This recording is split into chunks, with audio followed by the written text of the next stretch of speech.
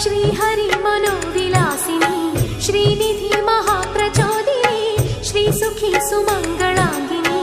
सर्व इष्ट सुप्रदायिनी ನಮ್ಮ ಮನೆಯಲ್ಲಿ ಬಂದು ನೆಲೆಸಮ್ಮ ಶಾರದೆ ಜೊತೆಯಲ್ಲಿ ಹಾಡಿನಲ್ಲಿ ಅಮ್ಮ ಲಕ್ಷ್ಮೀ ಮಹಾಲಕ್ಷ್ಮಿ